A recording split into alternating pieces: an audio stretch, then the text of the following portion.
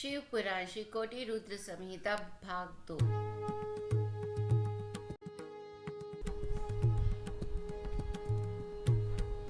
कोटि रुद्र संहिता अध्याय 24। गौतम प्रभाव। सूत जी बोले, हे महामुनियों, प्राचीन काल में गौतम नामक एक महामुनि थे जिनकी पत्नी का नाम अहिल्या था। वे महामुनि गौतम दक्षिण में स्थित ब्रह्म पर्वत पर 1000 वर्षों में सिद्ध होने वाली तपस्या कर रहे थे। उस समय लगभग 100 वर्षों से वर्षा नहीं हुई थी, जिससे सूखा पड़ा हुआ था। पीने के लिए जल भी उपलब्ध नहीं था। सारे वृक्ष पौधे आदि सभी वनस्पतियां सूख चुकी थी। उस समय आए इस संकट से मुक्ति दिलाने हेतु बहुत से ऋषि मुनियों ने समाधि ले ली थी। तब गौतम ऋषि ने इस वर्षों के संकट को दूर करने हेतु वर्षा के देव वरुण को प्रसन्न करने हेतु उनकी तपस्या करनी आरंभ की। गौतम ऋषि ने 6 महीने तक वरुण देव की घोर तपस्या की, जिससे वरुण देवता प्रसन्न हुए और उन्होंने गौतम ऋषि को साक्षात दर्शन दिए। वरुण देव बोले, हे गौतम ऋषि, मैं आपकी उत्तम भक्ति भावना से की गई तपस्या से बहुत संतुष्ट हूँ। मांगो, क्या वर मांगना चाहते हो? तब वरुण देव का प्रश्न सुनकर महर्षि गौतम बोले, हे वरुण देव, आप तो सर्वज्ञाता हैं। भगवान, आप जानते ही हैं कि वर्षा न होने के कारण संसार के सभी चराचर प्राणी रहते हैं, इसलिए सबकी परेशानियां एवं दुखों को दूर करने के लिए महर्षि गौतम के वर को सुनकर वरुण देव बोले कि मैं तो जगत के ईश्वर कल्याणकारी भगवान शिव के अधीन हूँ और उन्हीं के आज्ञा और प्रेरणा के फलस्वरूप कार्य करता हूँ, इसलिए इस वरदान को तो सर्वश्रेष्ठ ही दे सकते हैं। अतः आप मुझसे कुछ और मांग ले। तब महर्षि बोले, प्रभु, आप मुझे जलदान दीजिए, इससे बड़ा और कोई पुण्य नहीं है और इसे कोई नष्ट भी नहीं कर सकता। तब गौतम जी की विनती को स्वीकार करते हुए वरुण देव बोले कि आप एक गड्ढा खोदें, मैं उसे जल से भर दूंगा और उस गड्ढे का जल कभी भी खाली नहीं होगा और इसके लिए तुम्हारा नाम भी संसार में प्रसिद्ध हो जाएगा। वरुण देव की आज्ञा मानते हुए महर्षि गौतम ने तुरंत एक हाथ लंबा और चौड़ा गड्ढा खोद दिया। तब वरुण देव ने उसे जल से भर दिया। महर्षि गौतम से बोले, हे महामुनि, इस स्थान पर किए गए सभी कर्म, दान, हवन, देव पूजन, तपस्या, पुत्रशाद आदि सब सफल होंगे। यह कह के वरुण देव अंतर्धान हो गए। तब गौतम ऋषि बहुत प्रसन्न हो गए कि सबके संकटों को उन्होंने दूर कर दिया है। इसलिए कहते हैं कि संकट के समय बड़ों की शरण में जाने से दुखों से मुक्ति मिलती है। इस प्रकार महर्षि गौतम इच्छित वर पाकर खुश हो एवं स्नान आदि नित्य कर्मों से निवृत्त होकर जौ आदि अन्न पैदा करने लगे। उस जल से सींचकर उन्होंने मुरझाए हुए वृक्षों एवं पौधों को पुनः लहला दिया। उस स्थान को छोड़ के चले गए सभी जीव पुनः लौट आए। महर्षि गौतम की परम कृपा से यह स्थान बुद्धि सिद्धियों से युक्त एवं सभी मनुष्यों के लिए कल्याणकारी एवं सुखदायक हुआ। 25वां अध्याय। महर्षि गौतम को गो हत्या का दोष। सूत जी बोले, हे मुनियों, एक बार की बात है, महर्षि गौतम ने अपने शिष्यों को कमंडल में जल लाने के लिए भेजा। जब शिष्य जल लेने उस गड्ढे पर गए तो उस समय वहाँ कुछ ऋषि पत्नियां जल लेने आई हुई थी। उन्होंने गौतम ऋषि के शिष्यों को डांटकर बिना जल दिए ही वहाँ से भगा दिया। आश्रम जाकर शिष्यों ने सारी बातें अपनी पत्नी देवी अहिल्या को बता दी। तब देवी अहिल्या स्वयं जल भरने गई और जल लाकर अपने पति को दिया। उस दिन से स्वयं अहिल्या ही जल लेने जाती है। एक दिन अन्य ऋषि पत्नियों ने जानबूझकर अहिल्या से लड़ना आरंभ कर दिया और अपने घर आकर अपने पतियों से अहिल्या की झूठी शिकायत कर दी कि वह हमें जल भरने देने से मना कर दी और कहती है कि यह जल तो मेरे पति को वरदान स्वरूप वरुण देव से प्राप्त हुआ है। अपनी पत्नियों की बातें सुनकर ऋषियों को बहुत क्रोध आया। गौतम ऋषि को सबक सिखाने के लिए अन्य ऋषियों ने गणपति की आराधना आरंभ कर दी। जिनके पूजन से प्रसन्न होकर गणपति प्रकट हुए और वर देने के लिए कहने लगे। तब ऋषि बोले, हे विघ्न विनाशक गणपति, हम चाहते हैं कि गौतम ऋषि यहाँ से आश्रम छोड़ दूसरे स्थान पर चले जाएं। उनके यह वचन सुन के गणेश जी बोले, गौतम ऋषि ने तो कोई अपराध नहीं किया है, फिर आप उसका बुरा क्यों चाहते हैं? आप कोई और वरदान मांग लीजिए। परंतु जब ऋषि नहीं होने तो उनका इच्छित वरदान देकर गणेश जी वहाँ से अंतर्धान हो गए। गणेश जी ने अपना दिया वरदान सिद्ध करने के लिए एक गाय का रूप धारण किया और गौतम जी द्वारा लगाए गए उठाने उनके खेत में चले गए। जब महर्षि गौतम ने देखा कि वह गाय उनका खेत नष्ट कर रही है तो स्वयं एक तिनका हाथ में लेकर उसे बाहर सोमेश्वराय शिव सोमेश्वराय गाय को हर मरा हर जानकर भोले नमः शिवाय। जिस कारण मेरे आराध्य भगवान शिव मुझसे नाराज हो गए और मुझ पर गोहत्या का पाप लग गया। उसी समय वहाँ अन्य ऋषि आ गए जो गौतम ऋषि से भेद रखते थे। उन्होंने महर्षि गौतम हर हर भोले उनकी पत्नी और शिष्यों को भला बुरा कहकर वहाँ से निकल जाने को मजबूर किया, तो वे सब उस स्थान को छोड़कर वहाँ से चलने लगे। उन्होंने उन ऋषियों से पूछा कि मेरे द्वारा की गई इस गोहत्या का क्या प्रायश्चित होगा। तब वे ऋषि बोले, पतित पावनी गंगा में स्नान करने से मनुष्य के सारे पाप धुल जाते हैं, इसलिए अपने द्वारा की गई गोहत्या के प्रायश्चित से मुक्त होने के लिए आप गंगा जी को प्रकट कर उसमें स्नान करें और भगवान शिव के पार्थिव लिंग की स्थापना कर उसका भक्ति पूर्वक विधि विधान से पूजन करें, तभी आप इस महापाप से मुक्ति पा सकेंगे। अन्य ऋषियों से पश्चाताप का मार्ग पूछकर गौतम ऋषि हर अपनी हर पत्नी और भोले शिष्यों को साथ नमः लेकर शिवाय। शिव विश्वेश्वराय हर हर भोले नमः शिवाय। ओम विश्वेश्वराय शिव विश्वेश्वराय हर हर भोले नमः शिवाय। किसी अन्य जगह पर आश्रम बनाकर रहने लगे। सर्वप्रथम गौतम ऋषि ने ब्रह्मगिरि पर्वत की परिक्रमा की, फिर भगवान शिव के पार्थिव लिंग की स्थापना कर उसका पूजन करने लगे। पति पत्नी की उत्तम आराधना एवं भक्ति भाव से प्रसन्न होकर भगवान शिव ने उन्हें दर्शन दिए। अपने आराध्य को अपने सामने पाकर गौतम ऋषि व अहिल्या बहुत प्रसन्न हुए और उनको प्रणाम कर उनकी स्तुति करने लगे।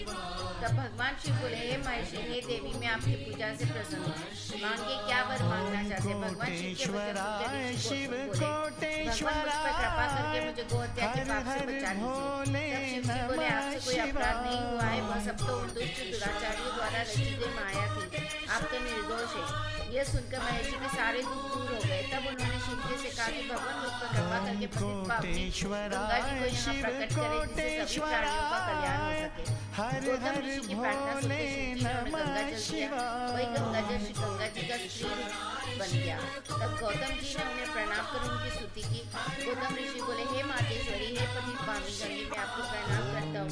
आप पापों का खंडन करने वाली एवं अपनी शरण में आए भक्तों को मुक्ति देने वाली है। मैं हाथ जोड़े आपकी शरण में आया हूँ। आप मेरे पापों को नष्ट करके मुझे नरक में जाने से बचा दें। तब उनकी स्तुति से प्रसन्न होकर गंगा जी ने उनके पापों को अपने निर्मल जल से धो दिया। फिर वे वहां से जाने के लिए सर्वेश्वर शिव से आज्ञा मांगने लगे। तब शिव जी बोले, हे गंगे, आप पापों का नाश करने वाली है, इसलिए लोक कल्याण के लिए ये पृथ्वी पर विराजे। हे कल्याणी, आपको कलयुग में 28वें मनवंतर के समाप्त होने तक एक पृथ्वी लोक पर निवास करना होगा। कोटेश्वराय शिव कोटेश्वराय हर हर भोले नमः शिवाय। श्रद्धा पूर्वक आपके दर्शन करने वालों के पाप का क्षय भी आप करेंगे। यह सुनकर गंगा जी बोले, हे प्रभु, मैं तो सदा आपके अधीन हूँ, आपकी आज्ञा मेरे लिए शिरोधार्य है। परंतु मेरी आपसे ये प्रार्थना है कि आप माता पार्वती के साथ मेरे पास ही निवास करें, ताकि मैं सदा की भांति आपके पास हूँ, संसार में मेरी कीर्ति हो। तब गंगा जी के वचन सुनकर कल्याणकारी भगवान शिव बोले, हे गंगे, तुम्हारी मनोकामना मैं अवश्य पूरी करूंगा। यह सुनकर भगवान शिव त्रयंबकेश्वर नाम से ज्योतिर्मय रूप में स्थित हो गए। गंगा जी माँ को गौतम ऋषि के नाम से प्रसिद्ध है। हर हर भोले नमः शिवाय।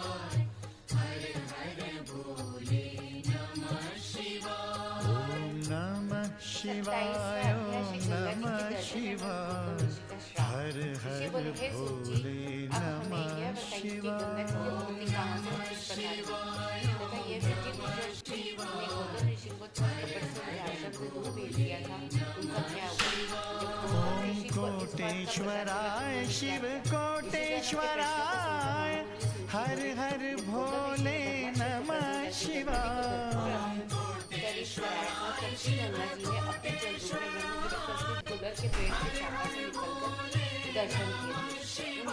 ओम कोटेश्वराय शिव कोटेश्वराय हर हर भोले नमः शिवाय। गंगा जी के दर्शन की चाहत लेकर वहाँ आए, परंतु गंगा जी ने उनके आते ही वहाँ तुम तो ये देखो गौतम जी को बहुत आश्चर्य हुआ। नमः शिवाय प्रार्थना की, हर हे हर मातेश्वरी, भोले नमः अब जगत का कल्याण करने हेतु यहाँ प्रकट हुई है, इसलिए आप सबको भी अपने दर्शनों से कृतार्थ करें। माते मेरी तपस्या के प्रभाव से इन लोगों को भी दर्शन दे। गौतम ऋषि के चुप होते आकाशवाणी शिवाय नमः शिवाय हर हर भोले नमः शिवाय जब तक ये अपने पापों का प्रायश्चित नहीं करते तब तक इन्हें मैं दर्शन नहीं दूंगी। मेरे दर्शन करने के लिए इन्हें ब्रह्मगिरी का 101 परिक्रमाएं करनी पड़ेगी। यह कहकर आकाशवाणी चुप हो गई। शिवाय नमः शिवाय हर हर भोले नमः शिवाय परिक्रमाएं की।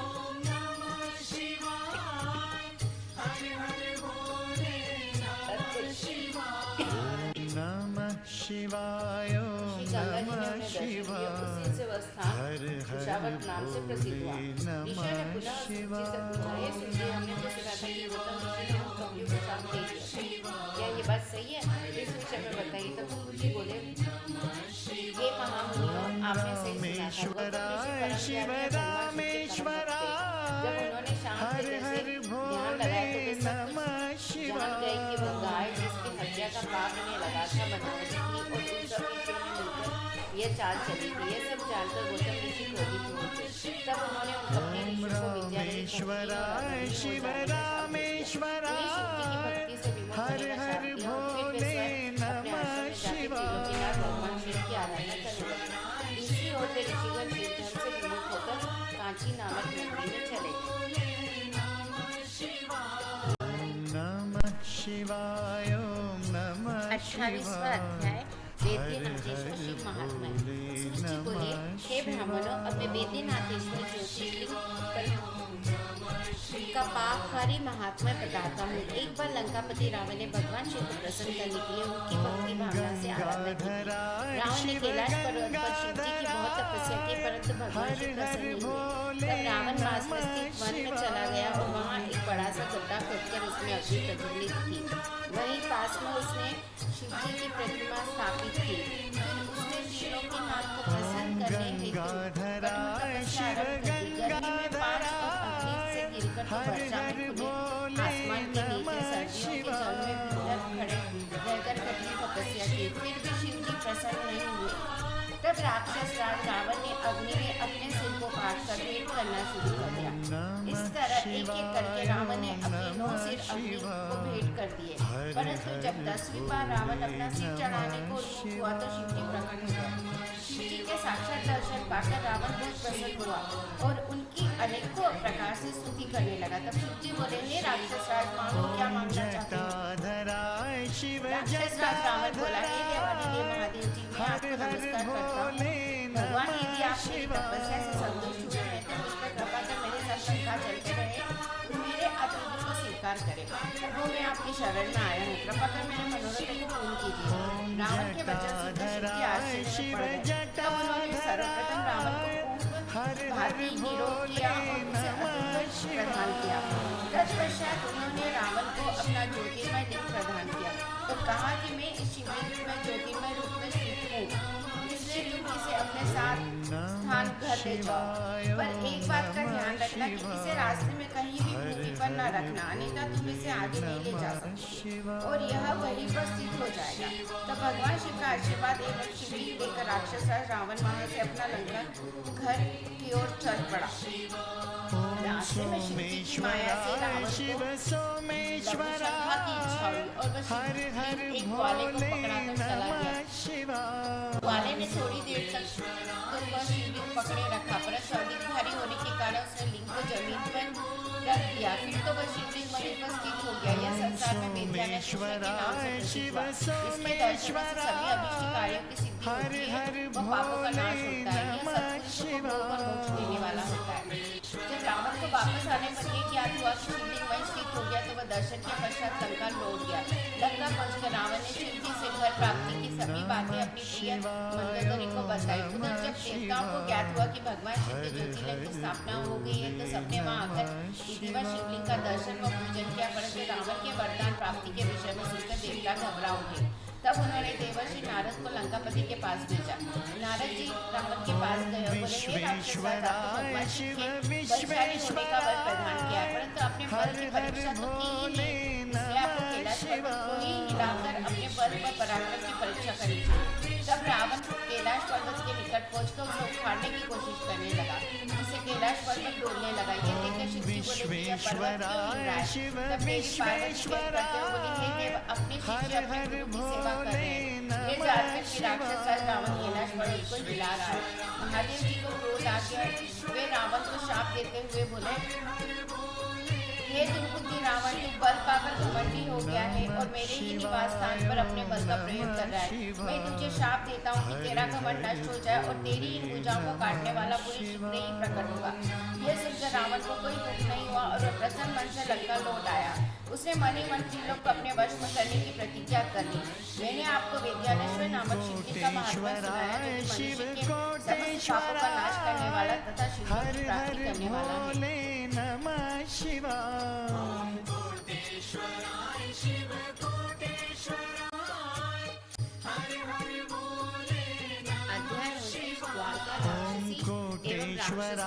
शिव कोटेश्वराय, हर हर भोले नमः शिवाय। समुद्र से बहुत नजदीक था। वह वन 64 को लंबा और चौड़ा था। वहाँ के रहने वाले मनुष्य उन दोनों राक्षस राक्षसों के अत्याचारों से बहुत दुखी रहते थे। एक दिन वे सभी ऋषि ओट के पास पहुंचे और उन्हें अपना दुख सुनाया तथा प्रार्थना की, हम आपकी शरण में आए हैं, हमारी रक्षा कीजिए। तब उनकी प्रार्थना सुनकर ऋषि ओट बोले, आप लोग इस प्रकार चिंतित न हो, धर्मियों का नाश अवश्य ही होता है।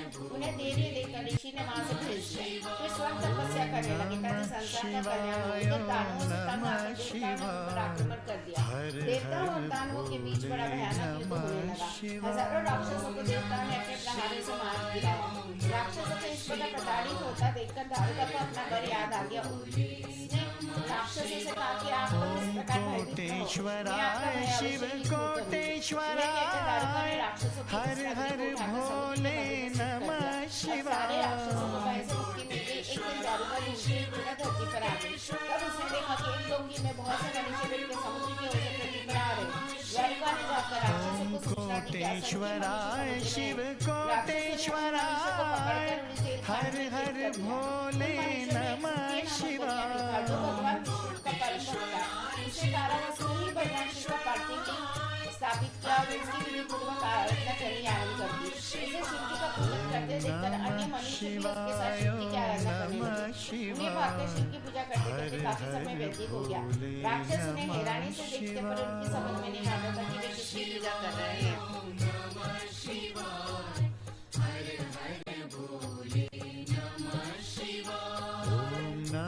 शिवाय नमः शिवाय। उत्पत्ति व महात्म्य। सूची बोले, हे ऋषियों, एक दिन सुप्रिय को भगवान शिव का पूजन करते हुए द्वारक के विजिपुत्र ने देख लिया और जाकर दारुक को बता दिया। ये जानकर दुष्ट द्वारक जेल में गया तो सुप्रिय से बोला, बनिए सच बता कि तुम किस देवता की पूजा कर रहा है, अन्यथा मैं तुम्हें मार डालूंगा। शिव कोटेश्वराय, हर हर भोले नमः शिवाय। हाथ जोड़े आंखें मूंद कर अपने आराध्य भगवान शिव अपने भक्त की पुकार सुनकर तुरंत वहां प्रकट हो गए। अपने भक्त की ओर बढ़ते उन राक्षसों को देखकर भगवान शिव ने बाजू का दस्ता उठा लिया और उन राक्षसों का एक पर ही नाश कर दिया।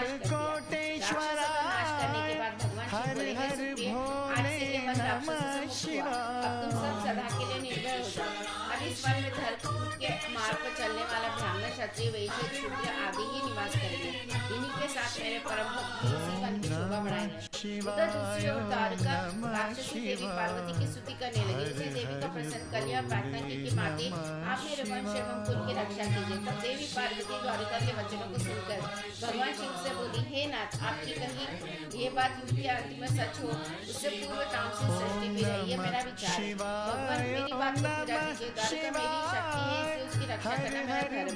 यहाँ पर द्वारका का ही राज्य होगा। देवी पार्वती के वचनों को सुनकर भगवान शिव बोले, हे प्रिय, आपकी इच्छा अवश्य ही पूरी होगी, परंतु अपने भक्तों की रक्षा के लिए मैं यहीं उपस्थित रहूंगा, ताकि कोई भी उनकी जाति और धर्म के विरुद्ध कोई आचरण न कर सके। जो मनुष्य धर्म के मार्ग का अनुसरण करते हुए मुक्ति भावना के साथ प्रेमपूर्वक मेरा दर्शन करेगा, वह सत्य राजा हो जाएगा। कलयुग के अंत में और कलयुग के आरंभ में सिंह पुत्र नीचे राजाओं का भी